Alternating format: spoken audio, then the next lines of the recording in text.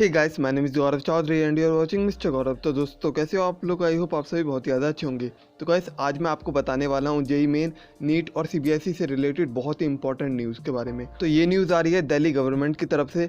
तो मैं आपको बताता हूँ इस न्यूज़ के अंदर क्या है। तो सबसे पहले हम बात करते हैं जेईई मेन के बारे में। तो गाइस आप यानी आम आदमी पार्टी का जो ऑफिशियल ट्विटर अकाउंट है, वहाँ पे कल रात को एक ट्वीट आया था जो मैं आपको बताने वाला हूँ, जो कि रिलेटेड है आपके जेईई मेन एग्ज़ाम से।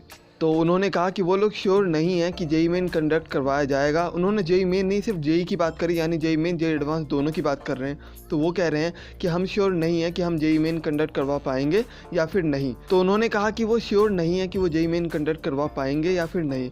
तो इसीलिए उन्होंने आईआईटीज़ को, एनआईटीज़ को, ठीक है, एनटीए को ये एक सजेशन दिया है कि वो अपना एडमिशन मेरिट बेस पे ही कर ले। लेकिन ये पॉसिबल थोड़ा कम ही लग रहा है। इसके चांसेस बहुत ही कम है कि आपका मेरिट बेस पे यहाँ पे एडमिशन हो जाए।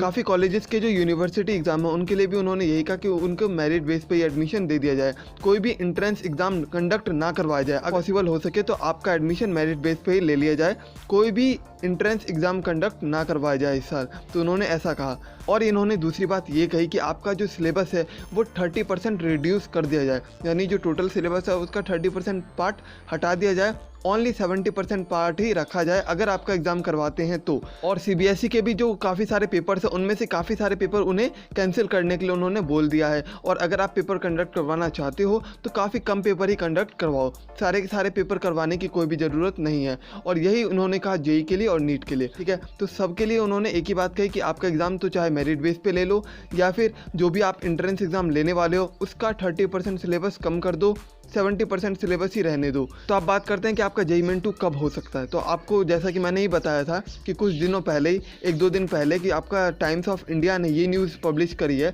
कि आपका जेईई मेन 20 से 22 जून के अंदर हो सकता है। लेकिन अब ये बिल्कुल भी पॉसिबल नहीं है। आपका जेईई मेन जून में बिल्कुल भी नहीं होगा।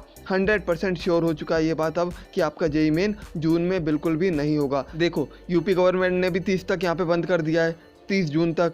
ऊपर से आपका दिल्ली गवर्नमेंट भी यही कह रहा है कि आपका जो नीट, जेईई और सीबीएसई के सारे एग्ज़ाम कैंसिल ही कर दो। वो तो यहाँ तक कह रहा है कि आप एग्ज़ाम ही कैंसिल कर दो। लेकिन यूपी गवर्नमेंट ने और किसी ने ये नहीं बोला कि एग्ज़ाम कैंसिल कर दो। लेकिन उन सबका एक इशारा इस तरफ ज़रूर है कि वो लोग ये चाहते हैं कि आपका एग्ज़ाम अभी कंडक्ट ना करवाया जाए।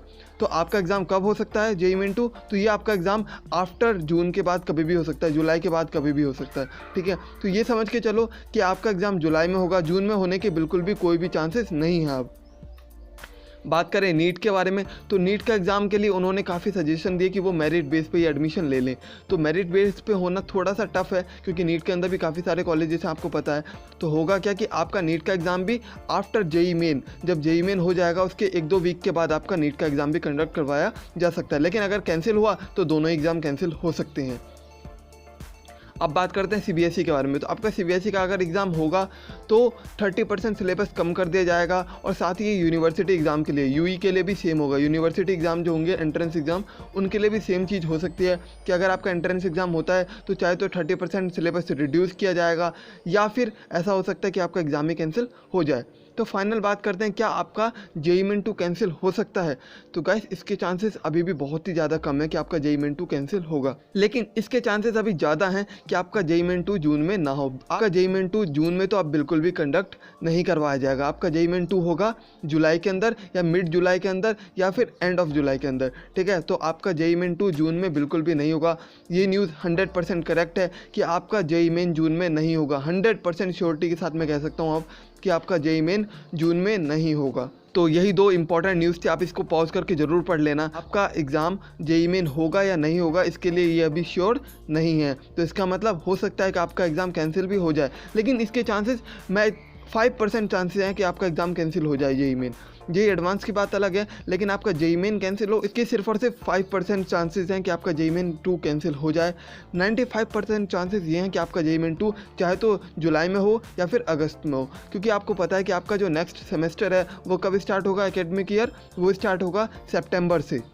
तो इन्होंने यही कहा कि आपका एकेडमिक ईयर भी ख़राब ना हो जाए। तो इससे अच्छा होगा कि आप चाहे तो एडमिशन मेरिट बेस पे ले लो, या फिर अगर आप मेरिट बेस पे नहीं लेना चाहते हो एडमिशन तो आप एंट्रेंस करवाओ, लेकिन थोड़ा उसके लिए सिलेबस कम कर दो, 30% सिलेबस कम कर दो ताकि एग्ज़ाम जल्दी ख़त्म हो जाए, स्टूडेंट पे ज़्यादा लोड ना पड़े। तो आई होप गाइस आपको ये वीडियो पसंद आई होगी। अगर आपको ये वीडियो पसंद आई हो तो लाइक शेयर कमेंट करके मुझे ज़रूर बताना कि आपको वीडियो कैसी लगी, और साथ में अगर चैनल पर नए हो तो सब्सक्राइब करके बेल आइकन को प्रेस कर लेना ताकि आने वाली सभी वीडियो का अपडेट आपको मिलता रहे। तो चलिए मिलता हूँ मैं आपसे किसी अगली वीडियो में।